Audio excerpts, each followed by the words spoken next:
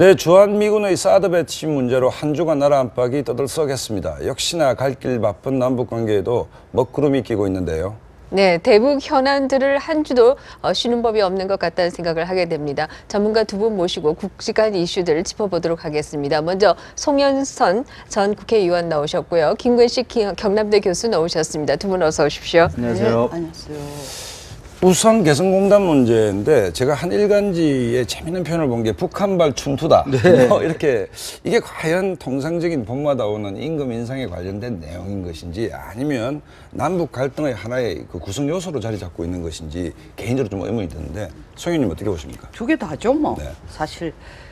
그런데 요번 같은 경우에는 북이 사실 임금 문제를 들고 나오면서 그것과 코를 낄 수 있는 이슈들이 굉장히 여러 개입니다. 단순한 네. 돈 문제만 아니고 뭐 우리 정부도 그쪽으로까지 불똥이 뛸까봐 신경을 쓰지만 사실은 대북 전단 문제라든가 또 작년 11월부터 이제 노동 조건을 자기들 나름대로 뭐 또 임금 관련돼가도 그렇고 13개 항이나 바꾸었기 때문에 요번 거를 들고 나와서 되면은 된다는 얘기는 우리 정부가 예스를 해준다면 그쪽이 원하는 대로 예스를 해주면 앞으로는 자기들 마음대로 이 규정을 바꿔가 야 이거 봐 이대로 가 안 하면 우리 뭐 사실 뭐 째라는 식으로 나올 수 있는 그런 계기도 되고 또 사실은 뭐 이 한미 관계에 있어서 지금 훈련 문제도 있고 그렇죠. 또 한국으로서는 지금 또 뭐 나중에 얘기하겠지만 한미 관계에 그 본의 아닌 불똥까지 터진 사드 문제도 있고 북핵 문제도 있고 그러니까 북쪽으로서는 이 카드가 완전히 꽃놀이패예요. 네. 꽃놀이패다. 예.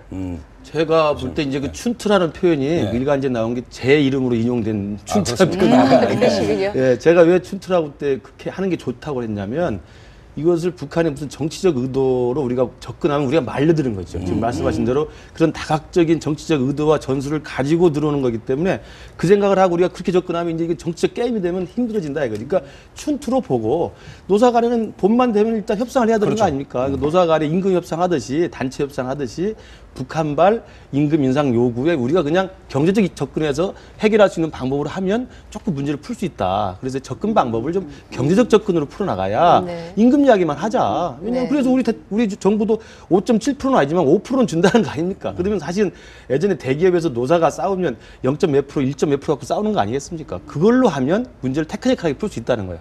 네. 그렇지 않으면 이게 정치적으로 굉장히 기싸움이 되어버린다는 거예요. 네, 문제가 복잡하기 때문에 네, 문제를 네, 네. 간단하게 접근하자 그렇습니다. 이런 뜻인데요. 뭐 경제적으로 접근한다라고 하면 역시 우리 고용주들의 입장도 좀 생각을 해야 될 텐데요. 네.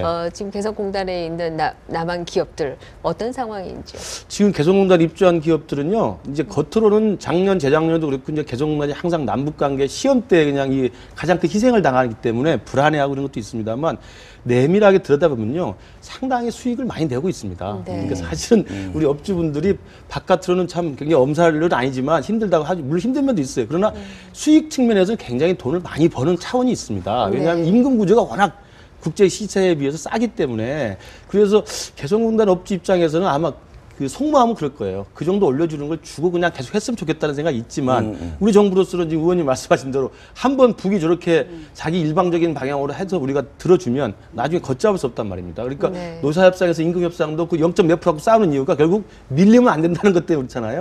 그래서 아마 그런 부분들에 대해서 기업주들도 좀 고민이 제가 있습니다. 의원님한테 듣고 싶은 것은 북한으로서는 사실 개혁개방에서 소득 수준이 높아지는 걸 우리 국민들이 바라지 않습니까? 네네. 개성공단이 유일하게 지금 숨구멍입니다. 북한으로서는. 우리 정부가 여기서 좀 북한을 훈련시킬 필요도 있지 않습니까? 춘투였으면 좋겠다. 비즈니스는 비즈니스일 뿐인데 계속 다른 정치적 이슈를 그 협상의 지렛대로 가지고 나오지 않습니까? 이런 부분에서 우리 정부가 취해야 될 입장은 뭐라고 생각하십니까? 사실은 뭐 저도 김 교수님 말씀에 해결 방안으로서는 김 교수님 말씀이 정말 정답이에요. 네. 딱 그렇게 했으면 좋겠는데 불행히도 이 개성공단의 문제가 항상 불이 옆으로 자꾸 번집니다. 그렇죠. 그래서 다른 쪽에서 한쪽에서 보면 아니 도대체 70몇 불이라는 게 말이 되느냐. 연변에 가서 일하던 중국 공단에 가서 일해도 300불을 주고 네. 뭐 미얀마나 이런 데 가서 사실 몽골을 제가 11번 가봤지만 의원 활동안에 한몽 내가 의원협회 회원이니까 11번 가봤지만 거기서 벌목하는 애들도 몽고 경제 수준에 비해서는 우리보다 더 받거든요. 네. 경제 수준에 네, 비해서. 네, 네. 절대 금액은 네, 우리보다 네. 낮지만 그런 걸 생각하면 우리가 훨씬 더 높여줘야 됨에도 불구하고 북쪽이 이 문제를 해결할 때 솔직하게 우리도 뭐 문제가 많습니다만은 이걸 딱 앉아가지고 요 문제만 해결합시다라는 게 아니고 지금도 요번에도요. 5%냐 5.18%냐가 사실은 돈 정말 1, 2불도 아니고 50센트 정도 차인데 이가 지금 굉장히 문제가 커질 가능성이 있습니다. 왜냐하면 한국으로서는 양쪽이 다 합의한 게 5%인데 왜 네 마음대로 5.18%를 요구하느냐 이러고 북쪽은 사실은 5.18% 74불을 받아야 되는 이유 때문이 아니라 그게 코를 끼면서 지금 우리 쪽에 밀당의 이니시에이티브 소위 말하는 이 우선권을 질 이슈들이 너무나 많기 때문에 제가 볼 때 끝까지 5.18%를 요구할 것 같습니다. 네. 네네. 지금 말씀하신 것처럼 우리 기업이 수익을 많이 내고 있기 때문에 네. 만약에 5.18%를 들어준다면 어떤 결과가 시뮬레이션 우리가 생각을 해본다면 아니 돈으로서는 손해볼 게 별로 없죠. 네. 물론 기업인들이 들으면 무슨 저런 황당한 얘기를 하냐, 네가 내 속을 아냐 하지만 사실 뭐 저도 의원하면서 개성공단을 여러 차례 가보고 기업인들하고도 수도 없이 제가 외통위에 있을 때도 얘기를 해봤지만 사실은 74불 캐도 얘들한테 들어가는 우리 측에 뭐 경협 보험이라든가 또 그다음에 의료 문제라든가 이런 다 하면 사실은 현재 한 114불 정도 됩니다. 네. 그럼에도 불구하고 사실은 상대적으로 낮는데도 불구하고 기업들이 불편해하는 것은 주는 절대 액수보다도 자꾸 이런 예측 불허의 상황들이 자꾸 일어나면 지금 뭡니까 2003년 이후에 지금 거의 한 2년 가까이 지금 제대로 운용이 되지가 않습니다. 그러면 국제적인 신뢰도의 문제라든가 바이어들과의 관계의 문제라든가 다음 어느 정도 생산해야 되는 문제라든가 굉장히 복잡해지거든요. 네. 그래서 저는 이번 문제는 정부가 5.0% 상호 합의한 문제에만 너무 천착하지 말고 네. 기업인들과 같이 의견을 좀 내서 개성공단 관리위원회하고 총국이 앉아가지고 이거는 완전히 임금 문제만 한정을 하자. 네. 그 대신에 5.1%. 그러니까 교수님한테 네. 여쭙고 싶은 네. 것이 이제 북한 전문가시고 뭐 굳이 따지면 비둘기파신데 아니 북한 당국이 지금 이제 뭐 예를 들어서 유인물 풍선 날라오는 문제 복잡한 정치적 문제를 정말 촌투였으면 좋겠거든요. 그렇죠. 그러니까 임금 인상 비즈니스 대 비즈니스의 문제만으로 접근하도록 우리가 가르칠 필요도 있지 않습니까? 맞습니다. 왜냐하면 여러 가지 이제 외자 유치를 해야 되는데 자본이 들어오는데 이 자본이 뭔지에 대해서 북한의 정치적 고위층들이 100% 이해를 해야 안심하고 자본이 들어가는 거 아닙니까? 그러니까 지금 네. 북한 의도에 우리가 말려드는 해서는 안 되기 때문에 말씀하신 대로 경제적 임금 협상으로만 국한해서 문제를 풀어가자는 거예요. 그러면 저는 이런 식의 접근이 가능하다고 봐요. 이걸 이제 우리 정부 당국이 듣고 좀 수용을 했으면 좋겠는데 아까 말씀 정확히 하셨어요. 5%를 고집하겠다는 우리 정부 입장은 좀 누그러뜨려도 된다는 거예요. 네. 그러니까 네. 임금 인상 액수에 관해서는 북한과 협의를 해서 상당 부분 유연하게 대응을 하라. 그래서 우리가 고집했던 임금을 조금 포기하는 대신에 북한한테 뭘 우리가 따내면 되냐면 다시는 일방적으로 결정하지 말라는 거예요. 반드시 협상을 해라 우리랑. 다 그런 거 아니겠습니까? 네. 노사 간에는 당연히 임금을 넣고 주는 사람은 적게 주고 싶고 받은 사람은 많이 받고 싶은 거 아니에요. 그러면 그 대신 주고받기를 해서 서로 원하는 것을 합정을 하되 합의를 하되 반드시 서로 협의를 하자는 것을 결정하면 되는 거거든요. 네. 그러니까 우리는 액수를 조금 양보하고 북은 일방주의를 양보하면 이번 교훈을 통해서 내년부터 내후년부터는 매년 보임에 정말 춘투처럼 네. 노사 협상을 하자는 거예요. 그렇죠. 노사 협상 하자는 거거든요. 네. 그럼 저는 문제 해결된다고 봐요. 네, 근데 뭐 교수님 말씀 들으면서 조금 이해가 안 되는 부분이에요. 일방적으로 뭘 요구하는데 사실 보상을 주면서 다음에는 일방적으로 하지 말라라고 하는 그 말이 말 듣습니까? 과연 안 그걸 들어요. 그러니까 토하겠습니다. 받아내야죠. 받아내도 이번에 니들 소용이 임금 인상을 없어요. 받을 테니까 문제가- 다음부터는 절대 혼자 결정하지 마라. 이 자. 일방주의를 우리가 빼야죠. 성현선 의원님이 지금 현재 통일부 장관이다. 자, 네. 김건식 교수님 말씀에 저 동의하면서 가능할까라는 의구심이 있는데 네. 개성공단 입주업체 대표들이 대북 전단 살포를 막아달라고 얘기하고 있습니다. 네, 네, 네. 자, 5%냐 5.1 몇 프로냐 협상하고 네. 있는 와중에 네. 자, 통일부 장관님 어떻게 하시겠습니까? 참 지금 문제가 임금의 문제는 엄격하게 말해서 협의하고 합의해가지고 결정해야 될 그렇죠. 문제지만 대북 전단은 솔직한 소리 우리 자체 내에서 결정해야 될 문제입니다. 네. 북쪽에서 난리를 치지만 우리가 스톱을 해야 될 것인가 허용을 해야 될까?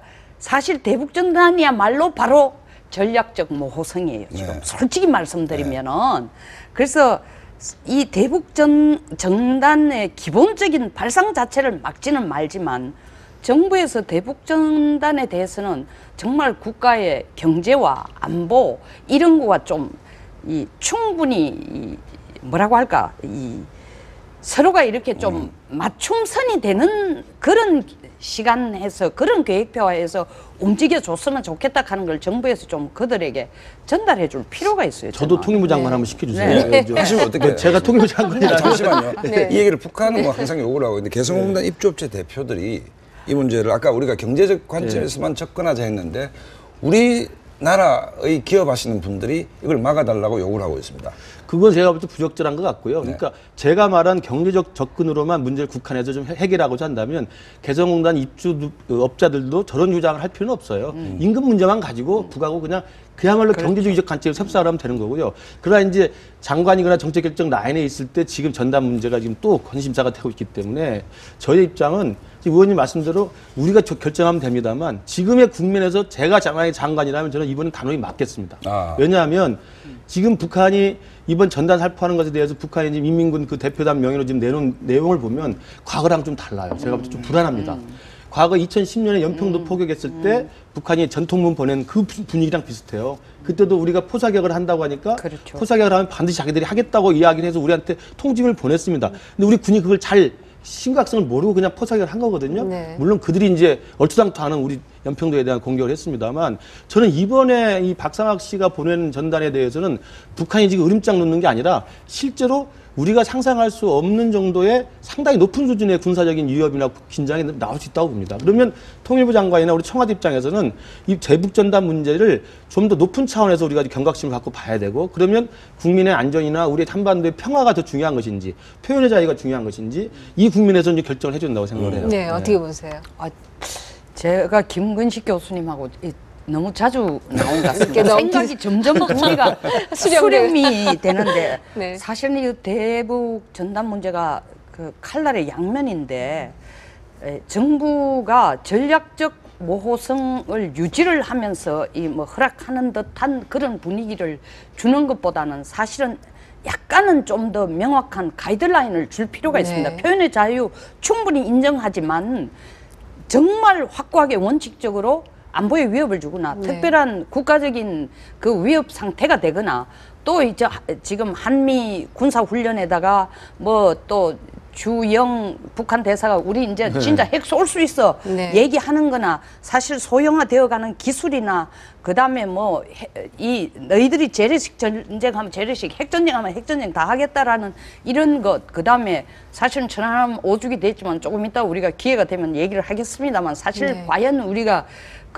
그들의 이 사실 해상이 아닌 해저 공격이 또 있을 경우에 그게 대비할 수 있는 완벽한 체제가 되는 이런 걸 다 고려한다면은 네. 사실은 지금 김 교수님이 얘기한 북쪽에서의 그 위협문이라는 게 위협 전달문이라는 게 단순한 그 말로만 하는 블라핑보다는 조금 네. 더 우리가 심각하게 좀 생각해야 심각하게 된다. 생각해야 네, 네. 좀 더 심각하게 네, 네. 받아들여야 네. 된다 네. 이렇게 말씀을 네. 하셨는데요. 사실 뭐 법원에서 판결도 또 막을 수 있다 이런 판결도 사실 나왔던 네, 것으로 그렇습니다. 네. 기억을 하고 있습니다. 네. 지금 개성공단과 관련해서 또 하나 우리가 생각할 이슈 중에 하나가 이 북한에서 만드는 것에 대해서 메이드 인 코리아를 가겠다. 이건 도대체 뭔지 일반 뭐 대북 전문가 아닌 사람으로서 참 이해하기 어려운 건데요. 지금까지 이제 북한에서는 뭐 수출이 많이 되지도 않습니다만 되면 DPRK에서 마지막 DPR 코리아라고 했는데요. 이제는 자기들도 메이드 인 코리아로 하겠다라고 지시를 했다는 건데 물론 사실관계를 정확히 또 확인할 필요는 있어요. 네. 근데 만약에 메이드 인 코리아 하겠다면 막을 길은 없습니다. 거기도 코리아니까 그래서 네. 그 쓰는 걸 막을 길은 없습니다만 그런 것들을 왜 유치하게 하는가를 생각해 보면 최근에 박근혜 정부 들어서 1, 2년 동안 서로 남북 간에 서로 뭐 대화를 하겠다고 서로 응수를 하고 제의도 합니다만 계속 교착 상태가 지속되고 있잖아요. 그러니까 남북의 기싸움과 남북의 신경전이 너무 오랫동안 지속되니까 이런 진짜 별것도 아닌 건지만 굉장히 신경을 건드리는 이런 부분까지 이렇게 서로 간에 서로를 언짢게 하는 일이 벌어지고 있어요. 저는 그런 면에서 메이드 인 코리아를 쓰겠다는 북한의 발상 자체가 사실이라면 우리로서는 당연히 적당한 기회에 엄중하게 항의를 하고 네. 우리가 그 부분을 어떻게 풀어야 될지 좀 이야기해야 한다고 봐요. 그런데 네. 이게 그냥 뭐 억지 춘향으로 떼쓰기만은 아닙니다. 왜냐하면은 지금 메이드 인 코리아에 김정은이 최근에 뭐라 했냐면 북한 올해를 화장품 공업 발전의 분수령으로 만들겠다는데 중국하고 이 우리 동남아 쪽에 한국의 뭐 달팽이 특수 크림 이런 화장품이 정말 엄청나죠, 이 시기가. 너무너무 엄청나게 뭐 장사가 설땡수. 잘 되고 있거든요. 근데 지금 뭐 북한에서 자체 브랜드로 만든 봄향기 같은 데는 20개국에 지금 유럽 29개국에 수출하고 있습니다. 유럽까지 합쳐서. 그런데 이 원산지에 메이드 인 코리아만 하고 평양이나 생산지 같은 남포를 기재를 안 하고 있습니다. 그러니까 물론 처음에는 1월 8일 시작할 때는 경공업 제품만 하라 했지만 화장품에도 이렇게 해서 이미 그 딱지를 그런 식으로 붙여놨기 때문에 이것은 간단하게 볼 일은 아니다. 그래서 문제가 뭐냐? 왜 이런 때를 쓰느냐? 유치한 발상으로 이게 뭐 박근혜 정부에게 압력을 넣기보다는 장사하기. 표현에 좀 뭐가 탔습니다. 그래서 외화벌이가 지금 너무 절박한 거예요. 모든 경제 압력에 의해가 경제 제재에 의해 가지고 외화 들어올 틈이 없으니 이거라도 돈을 벌겠다 하기 때문에 이건 제가 볼 때는 거의 이미 막기가 어려운 상황인데. 주제를 좀 두 분한테 꼭 여쭙고 싶은 것이 사드는 뭐 그다음에 뭐 아시아 그 뭐 인프라 투자은행 문제, 그다음에 각국 뭐 외무부 장관도 있고 뭔가 지금 동북아의 외교 각축전이 벌어지고 있는데 우리 정부가 과연 잘하고 있는 것인지에 대한 국민적 불안 이 지금 커지고 있는 건 사실입니다. 네네. 제가 뭐 잘하는지 못하는지 평가할 입장은 아니지만 어쨌든 국민적 불안감이 있다. 한중일의 외교 각축전에 여기에 대해서 한번 정확적으로 저도 한번 말씀해 주시죠. 그런 좀 말씀을 드리고 싶었는데요, 오늘은요. 그러니까 사드를 할 거냐 말 거냐, 북한의 핵 위협을 어떻게 대응할 거냐, 북한이 잠수함에서 발사하는 거 어떻게 할 거냐. 굉장히 우리가 매일 자고 일어나면 지금 위협 속에서 더 위협이 가중되는 현실을 살고 있는데요. 저는 그런 생각을 해봤어요, 최근에. 왜 우리나라가 갑자기 한반도가 최근 몇 년 사이에 지구상에서 가장 높은 수준의 군비 경제 국가가 됐고 지구상에서 가장 위험한 나라로 인식돼 가고 있는가. 과연 우리 평화라는 단어는 우리 한반도에 지금 어디로 가버렸는가. 북은 북대로 계속 KN-58, 59, 010 계속 소형 미사일, 중거리 미사일 발사를 시험하고 군비를 늘려나가고 현대화시키고 고도화시키고 우리도 그럼 거기에 맞춰가지고 또 우리는 또 개발을 해야 됩니다. KAM들이 한다, 킬체인 한다, 사드를 한다. 이게 잘하시는 이게 안보 딜레마 아닙니까? 상대방의 군비를 늘리면 우리 늘릴 수밖에 없는 구조에 이미 들어와 있어요. 그리고 2010년 천안함 연평도 이후에 또 그것이 현실화돼 있단 말입니다. 그러니까 이것을 우리는 안보적 차원이나 군사적 차원으로만 접근하는 건 항상 한계가 있는 겁니다. 우리가 국제정치학 기본이라는 것은 그렇게 군사적으로 대응을 하되 이 큰 거대한 군비 경쟁의 이 블랙홀에서 빠져나와야 될 방도를 찾아야 되는 거예요. 평화의 소중함과 평화의 어떤 계기를 마련하는 것이 저는 대통령이 이제는 길게 생각해야 될 일이라고 생각합니다. 네, 그 부분에 대해서는 의견을 저는 좀 평화라는 것은 사실은 제일 비싼 게 평화입니다. 전쟁보다 더 비싼 게 평화입니다. 평상시에 유지하기 위해서는 먼저 정부가 하는 전략적 모호성, 애매성, 그래서 strategic ambiguity라는 것은 전략적 모호성은 어떤 나라가 이 전략을 썼냐면 충분한 억제력을 상대방보다 절대적인 압도적인 억제력을 갖고 있을 때 전략적 모호성이 이펙티브 효과가 있습니다. 그래서 인도가 전략적인 모호성을 가지고 핵을 개발하고 이스라엘도 마찬가지고 미국도 북한의 핵에 대해서 전략적 모호성을 갖고 있는 게 하는 데까지 해봐라. 물론 결과론적으로 더 많이 개발했지만 결국 돈으로 목줄을 쪼르고 있습니다. 이와 같이 전략적 모호성은 누가 행사했을 때 그게 상대에게 먹혀드느냐. 우리가 너가 무슨 짓을 하든 간에 우리가 하는 것, 우리는 너를 넘겨설 수 있는 능력이 있다라고 하고 상대방도 그걸 인정할 때 전략적 모호성이 전략으로서 효과를 갖는데 지금은 사드 문제는 절대로 그게 아니기 때문에 나는 첫째, 전략적 모호성에서 벗어나라. 두 번째, 긴 얘기를 할 수 없지만 전시작전권 환수를 미루는 것은 주권을 박탈당하는 거라 하는데 사실은 사드를 설치하는 것은 제일 큰 이유가 우리가 뭐 때문에 전시작전권을 연기를 하고 있습니까? 북한 핵 때문입니다. 그러면 북한 핵을 억제하기 위한 실제로 억제력이 있고 없고 기술적인 문제를 넘어서서 억제하기 위해서 뒤집어 얘기해서 전시작전권을 빨리 가져온, 다시 말하면 주권을 가진 국방력을 가지기 위해서는 사드 설치라는 것은 기본적입니다. 왜 중국말에 왔다 갔다 합니까? 중국은 북한의 동맹국이고 우리는 한국의 동맹국이에요. 우리가 사드를 설치 안 한다고 해서 중국이 우리 동맹국이 돼주는 게 절대로 아닙니다. 그래서 저는 사드 문제는 이런 전략적인 애매성을 넘어서야 된다. 넘어서서 국가가 담대하게 이 부분에 대해서 국민들에게 설명하고 설득을 시켜 나가야 된다고 생각합니다. 네, 이 부분 어떻게 예, 보십니까? 담대한 군비 증강이 결국은 상호 양국에 또는 그 동아시아 지역에 돌이킬 수 없는 화를 가져올 수 있다는 거예요. 그 군비 경쟁의 이 가속도를 좀 막아서자는 거예요. 페달을 좀 줄이자는 거. 저는 그 말씀을 드린 거고, 사드는 이제 그 다른 차원이죠. 사드 입장을 말씀드리면 저는 전략적 모호성을 우리 정부가 말하는 것, 말로만 하는 건 아무 의미가 없습니다. 말로 전략적 모호성은 무슨 의미가 있습니까? 제가 중요한 건 저는 차라리 요즘엔 그런 생각을 해요. 사드를 갖다 놓겠다는 건 미국이고, 사드를 갖다 놓지 말라는 건 중국이잖아요. 우리는 그리고 미국한테 요청도 받지 않았고 협의도 받지 않았다는 거예요. 그러면 중국이 왜 우리한테 압력을 합니까? 중국이 시진핑이 오바마한테 이야기를 해야죠. 저는 이 부분을 중국이 미국하고 둘이 결정을 하라고 생각해요. 우리는 그 다음 생각하면 됩니다. 왜 자기들이 우리가 결정하지도 않고 협의하지도 않고 요청받지도 않은 우리한테 와서 와갖고 압력을 넣어요. 2009년에도 똑같은 일이 있었습니다. 2009년에도 오바마가 유럽형 MD를 한다고 그래가지고 이란 핵을 막아야 된다는 이야기로 독일에다가 사령부 놓고 터키에 사드 배치하고 체코 폴란드 다 한다고 했었잖아요. 러시아가 엄청 반발했습니다. 똑같은 이유예요. 러시아가 자기 코앞에 사드를 놓는다니까. 결국 러시아 반발로 미국이 물러섰어요. 그럼 중국과 미국이 자기들이 동아시아 아키텍처를 자기가 만들 거면 둘이 만나서 결정을 해야지 왜 한국을 끼고 들어갑니까? 저는 우리 대통령이 좀 당당하게 시진핑한테 야, 그건 너 미국하고 이야기해. 나는 우리의 입장에서 우리가 나중에 결정할 거야. 이렇게 좀 당당했으면 좋겠어요. 그 일각에서는 전략적 모호성이라는 이름하에 이미 시간을 너무 놓쳤다 이런 지적도 하는데 어떻게 보시는지요? 아니, 제가 볼 때는 정부가 쓰리 노라고 하지만 저는 그 부분에 대해서 실제로 정부가 아무 생각이 없이 앉아 있다고는 절대 생각하지 않습니다. 뭐 그 이상은 더 얘기하기 곤란합니다만 어쨌든 그럼에도 불구하고 많은 공격 여기에 대해서 반대하는 사람들이 뭐라고 얘기하냐면은 지금 김 교수 얘기의 부분에 저는 상당 부분 찬성을 하는 게 중국이 우리 입장에 대해서 갖고 있는 게 한반도 비핵화예요. 네. 그러면 중국이 사드에 반대를 하려면 한반도 비핵화하고 북핵 비핵화를 자기들이 전략을 내면 우리 사드 안 하겠다. 네. 북핵 비핵화가 아니고 한반도 비핵화라는 건 주한 미군의 전략적 전술적 핵까지도 갖지 마라. 너가 갖는 이상 북한 핵도 우리가 묵시적으로 인정하겠다. 그 말과 같거든요. 그렇기 때문에 나는 정부가 이 사드라는 자체가 원래는 T가 시어터예요. 전역, 정구 레벨이에요. 이게 세계가 아닙니다.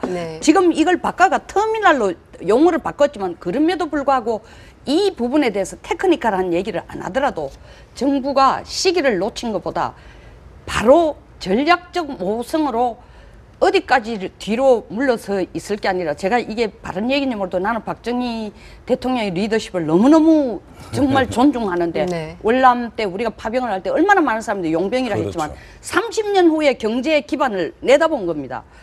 지금 펀치를 맞더라도 가야 될 길을 나는 양 강국에 확실히 얘기해야 된다.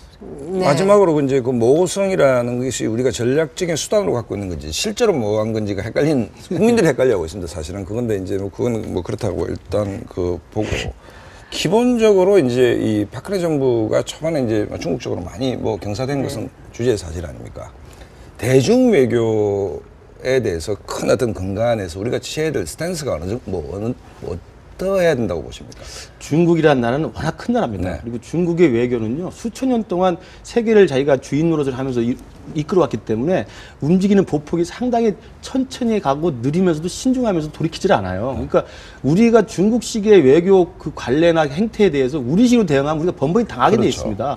그러니까 저는 중국이라는 큰 나라의 외교 행태나 외교 문화를 우리가 잘 이해할 필요가 있어요. 그러니까 시진핑 주석이 우리 박근혜 대통령 만나서 한번 웃음 한번 주고 한번 허그하고 이게 한중관계 좋아졌다 생각하면 큰 착각입니다. 대국은 그렇게 하지 않아요. 그러니까 대국의 속마음, 쟤들의 진정한 전략적 의도가 무엇인지 우리가 정확히 알고 있어야 돼요. 이걸 놓치면 안 됩니다. 그리고 전술적으로 움직이는 부분은 우리가 전술적으로 대응하지만 전략적 움직임에 대해서 우리가 전략을 가지고 대응을 해야 됩니다. 그래서 제가 볼 때는 근데 우리 외교부나 우리 대통령께서나 보면 중국의 이 대한반도 외교에 대해서는 그 속내를 지금 정확히 모르고 있어요. 속내를 간파해야 되거든요. 그러니까 교수님 말씀하신 요우크들이 지금 명동 가면 버글버글하지 않습니까? 그러니까 우리가 굉장히 친하다고 착각을 하지만 외교는 현실 아닙니까? 외교는 현실이죠. 또 국제관계는 도덕관계가 아닙니다. 힘의 관계입니다. 대중 전략, 대미 전략 너무 간단히 줄여서 축약할 때는 오해의 소지가 있음에도 불구하고 미국은 우리의 안보 동맹 파트너입니다. 중국은 중국과의 경제 협력을 이 사드 때문에 혹은 또 다른 안보 문제 때문에 망설일 필요는 전혀 없습니다. 네. 경제 문제는 경제 문제로 다루고 안보 문제는 안보 문제에 동맹관계 손상이 안 가도록 해야 되는 겁니다. 이 두 개 다를 얼버무리면서 우리가 사실은 북한이 오랫동안 중소관계 냉전시대 때 중소 사이에서 이퀴디스턴스 소위 말하는 덩거리 전략, 우리는 사실은 덩거리 전략은 쉽지 않습니다. 덩거리 전략을 하느니 차라리 이슈별로 우리의 태도를 저는 좀 더 명확하고 심플하게 보여주는 게 저는 더 바람직하다고 생각합니다. 네, 두 분 말씀을 들으니 두 분의 입장이 상당히 수렴해 있다 이런 말씀하셨는데요. 천안함 5주기인데 국민 전체도 이 문제에 있어서 이제 좀 이념 갈등을 벗어날 수 있으면 좋겠다는 생각을 하게 됩니다. 두 분 말씀 고맙습니다. 네, 감사합니다.